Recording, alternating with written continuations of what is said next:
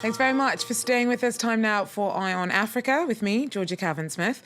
Tonight, the UN urges the Congolese government and the opposition to work together to find a peaceful solution to the country's political crisis. Dozens may have been killed in protests over the extension of President Joseph Kabila's stay in office.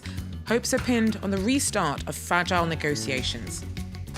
Also, the court challenge of electoral results that handed victory to the Gambian president's rival is adjourned until January the 10th. Meanwhile, Yahya Jammeh remains defiant that he will not be stepping down, even as regional pressure for him to do so grows.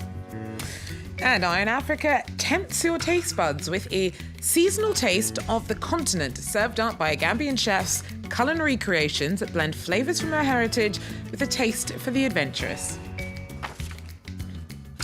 But first, Congolese police say that they've arrested 275 people during 2 days of protests against President Joseph Kabila's staying on in power past the end of his constitutional mandate. At least 22 people were killed in the unrest. Some rights groups claim many more may have died. A controversial court decision greenlighting Kabila's remaining in charge until a successor is voted in, but alleged logistical problems mean that elections have been postponed until 2018 at the earliest.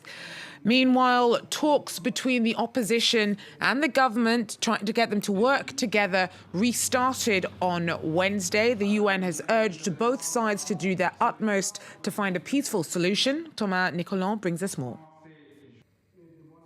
The Catholic Church, which is a very powerful voice in DR Congo, is willing to solve the political crisis as soon as possible. Today, the bishops reopened the talks that they are leading with the government and the opposition, and they started the session with a prayer, and then they gave their condolences to the families of the people that got killed during the clashes on the 20th of December in several cities in DR Congo.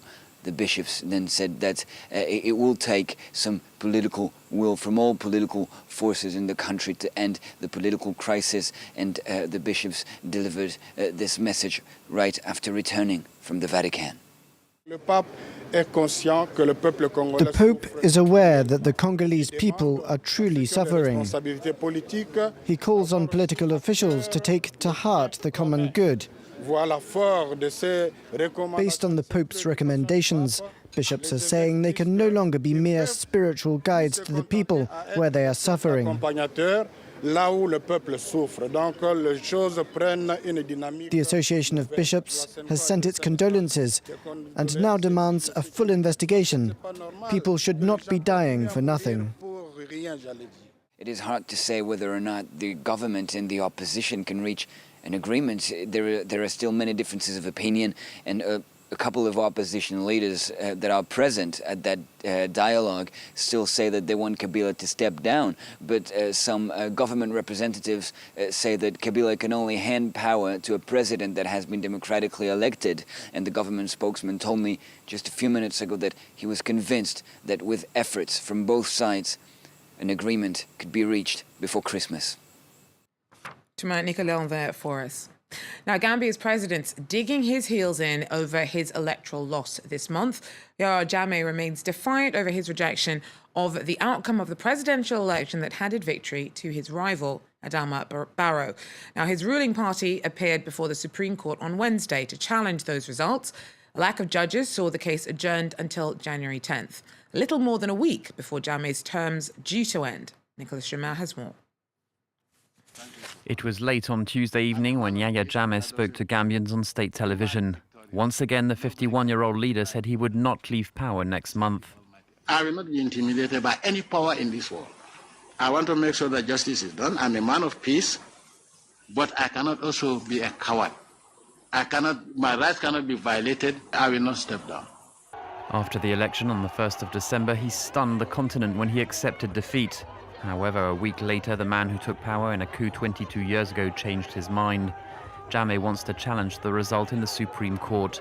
But nearly all its judges have been fired, and Jammeh is the only one who can appoint the new ones. A hearing is expected on January the 10th. The Electoral Commission said Adama Barrow won the most votes. He remained calm on Wednesday, even though regional bloc ECOWAS has yet to send him some bodyguards. The whole world is behind us. They may know that very well. So I have no doubt that there will be no problem. I will be president on the 19th. Gambia's larger neighbour Senegal said military action would be a last resort if Jammeh refuses to leave. Some diplomats hope peace can be maintained if Jammeh accepts asylum in Morocco or Saudi Arabia. Sao Tome e Principe has severed diplomatic ties with Taiwan. It was one of only 3 African countries to have maintained them up until now. Taiwan's foreign ministers claimed that Sao Tome requested an astronomical amount of financial help, which was refused. Taipei's accused China of using the country's financial woes to push its one China policy.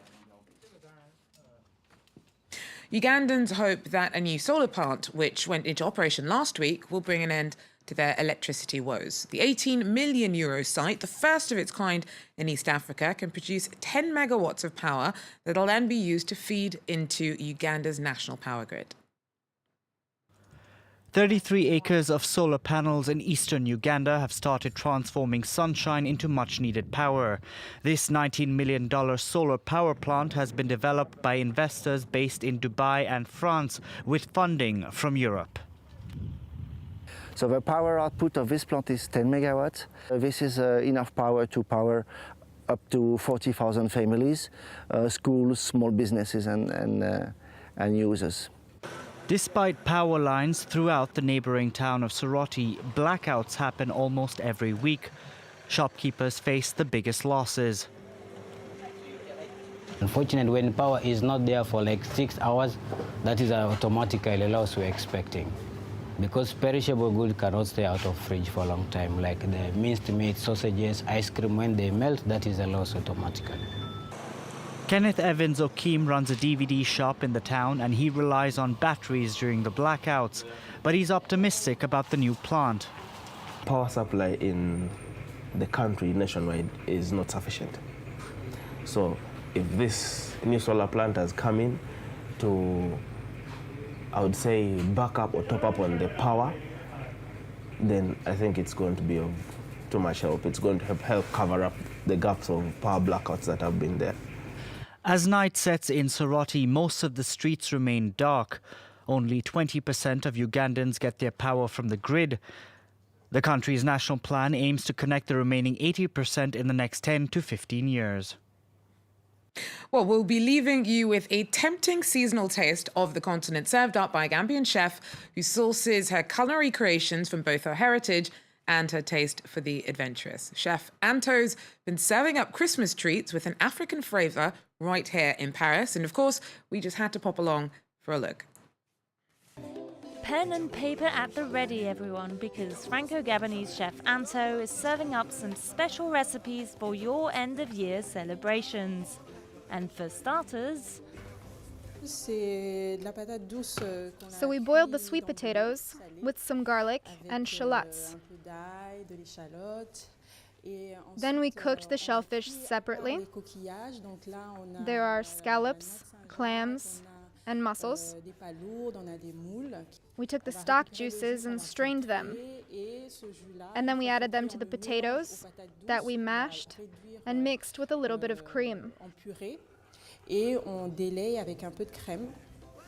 For the second course, the chef has prepared a scallop carpaccio with vinegar flavoured with Madagascan vanilla and mango. A lot of people think that there aren't any other ingredients in Africa aside from chicken and tilapia. But there are oysters in Africa and mussels. I come from Gabon, and the Mayumba oyster is very popular. Chef Anto's encouraging people to explore and experiment with African flavours. On offer here, foie gras with caramelised banana, or roasted plantain, okra, boar steak and wild rice with a chocolate sauce. For fish lovers, there's a bass with taro root and a dash of fish stock infused with hibiscus. To display the lovingly crafted fare, a festively laid table awaits. What we liked about this wax fabric was the warm colors, the red, orange and gold. Orange is very joyful. These are festive colors and they remind us of Africa. No, we didn't forget about dessert. Chef Anto whipped up a coconut, mango and passion fruit Christmas log. So bon appétit and Merry Christmas! I'm going to be doing some damage in my kitchen later. But that is it for now for Eye on Africa. Thanks very much for joining us, and do so again if you can. Take care.